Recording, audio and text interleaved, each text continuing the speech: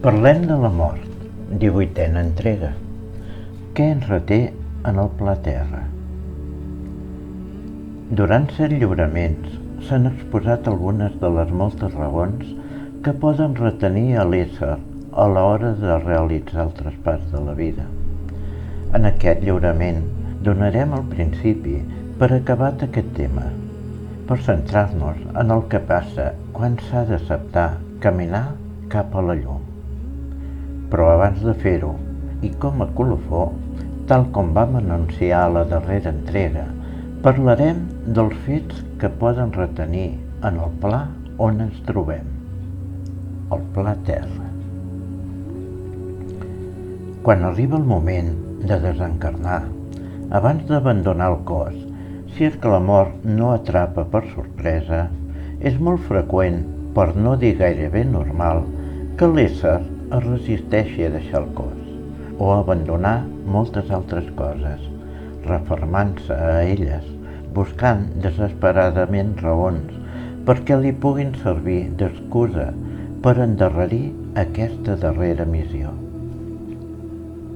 Possiblement, en alguna ocasió, hem pogut comprovar nosaltres mateixos, o ens ho han comentat, que estan acompanyant a un moribund. Aquest s'agafà el darrer bri de vida amb les poques forces que li quedaven, resistint-se a deixar-la anar. I segur que en viure aquest fet va sortir el comentari següent: sembla que no se'n vulgui anar.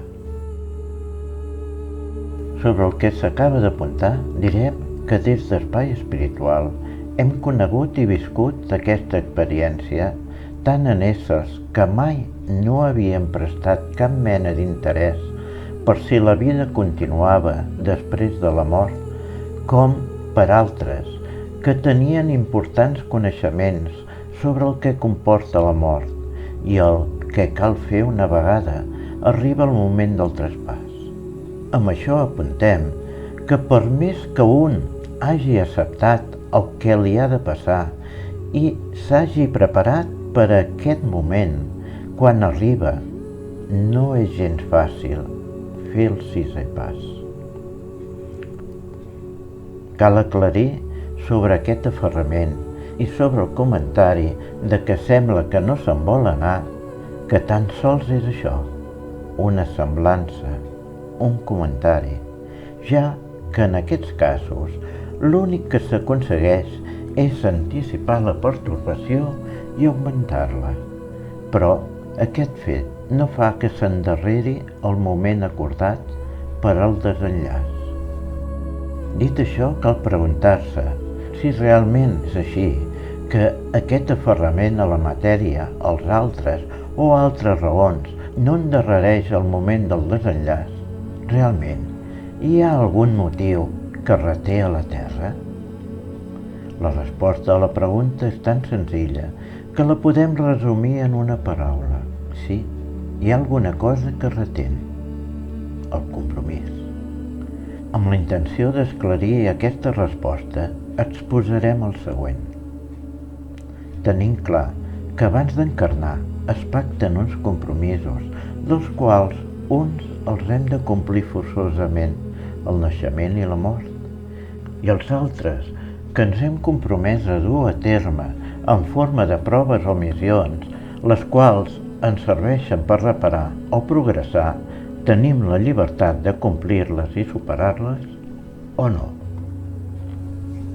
Si en arribar a l'edat acordada per desencarnar hi ha alguna raó, com pot ser que alguna prova o missió de les quals se'ns va encomanar dur a terme i que no s'hagi pogut concloure a causa d'haver-la començat més tard del previst o perquè s'estima que els fruits que ofereix resulten molt importants i necessaris, es pot estimar concedir-li a l'ésser que els porta a terme un temps més d'estada al planeta, donant-li la gràcia de poder completar i gaudir de les seves missions. Sobre aquests compromisos hem de dir igual que poden allargar l'estada de l'ésser, en el cas que s'estimi que no hi ha ni un bri d'intenció de complir-los, pot fer de la mateixa manera anticipar el desenllaç. Sobre la possibilitat d'aquestes resolucions, ens mentem que aquestes han estat presents i acordades des d'abans d'encarnar. Un altre compromís que pot retenir són les malalties, sent unes d'elles les terminals, les quals no només serveixen ni les han de superar qui les pateix directament, el mateix malalt, sinó que també ho han de fer els éssers que l'envolten i tenen cura d'ell. Sobre les malalties, per respecte a la ciència i perquè som conscients del nostre gran desconeixement sobre elles, no les tractarem com a tals, sinó com a prova per al progrés espiritual. En primer lloc, recordem que el nostre cos és el vehicle que se'ns ha deixat per dur a terme aquesta existència i que mentre duri l'hem de cuidar per poder tornar-lo en el millor estat possible. Per això, la Providència posa a les nostres mans una sèrie de mesures i oportunitats per ajudar-nos mitjançant la ciència de la medicina. Però cal tenir en compte que només som nosaltres els que decidim quines volem acceptar i utilitzar o si les rebutgem. Igual que abans s'ha esmentat que no reté el desenllaç en aferrar-se a la matèria, ara volem apuntar que en el cas d'acceptar els recursos que ens presenta la ciència, aquests, generalment, a part d'ajudar a desenvolupar la medicina, només serviran per impedir o endarrerir el patiment, ja que la data està acordada i que a nosaltres només ens queda complir-la i decidir com volem arribar-hi. Des del pla espiritual, mitjançant comunicacions, se'ns ha parlat del que comporta per al progrés espiritual l'acceptació de les malalties i encara que n'hem pogut saber sobre un important nombre, en ser aquest un punt molt delicat, hem cregut tan sols esmentar-ne dues, l'Alzheimer i l'estat de coma, ja que creiem que la informació que se'ns ha donat pot ajudar i consolar principalment els éssers que estan acompanyant a un malalt o que han perdut amb elles a un ésser estimat. Per la raó que sigui, hi ha éssers que abans d'encarnar acorden que patiran físicament una d'aquestes malalties i també n'hi ha d'altres que demanen poder-les recolzar, tenint cura d'un o més éssers que hagin demanat suportar-les.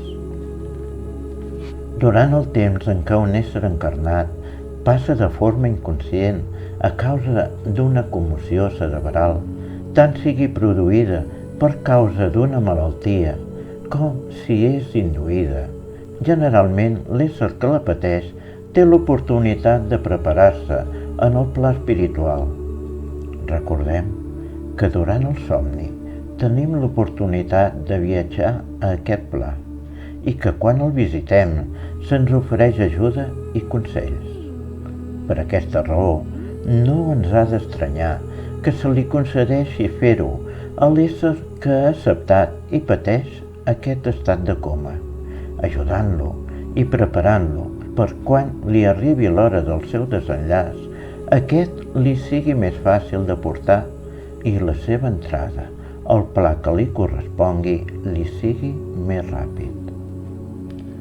En el cas dels malalts d'Alzheimer, cal dir que quan aquesta malaltia assoleix el grau més alt, passa el mateix que hem esmentat amb el coma. O sigui, que també s'està preparant el malalt per avançar-lo en el pla espiritual.